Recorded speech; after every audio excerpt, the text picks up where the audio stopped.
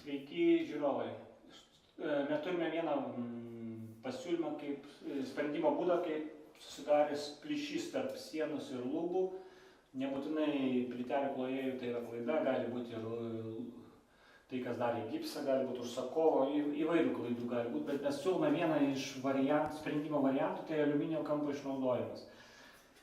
Tai turim tokio dydžio tarpo, tai jau čia glaistas. Kas gali daryti glaistą, mes siūlome ir glaistą, ir plus galite pasinaudoti aliuminio kampuočių galimybėmis. Štai žiūrėkit, kaip yra efektingai.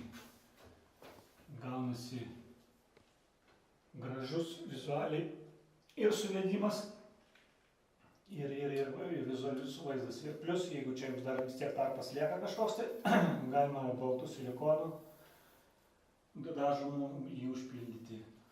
O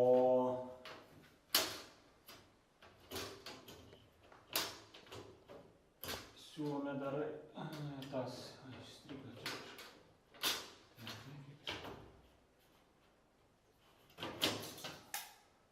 O šitą vietą dedant, tai čia truputį patrumpinat, kad gražiai sueitų su siena, nes kitaip, jeigu jūs per daug nutrumpinsit, tai pats nebus 90 laipsnių kampo.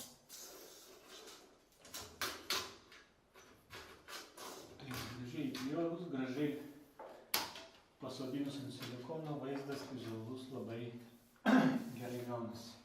Mes parodom, kaip atrodo mūsų žadėtas pavyzdys.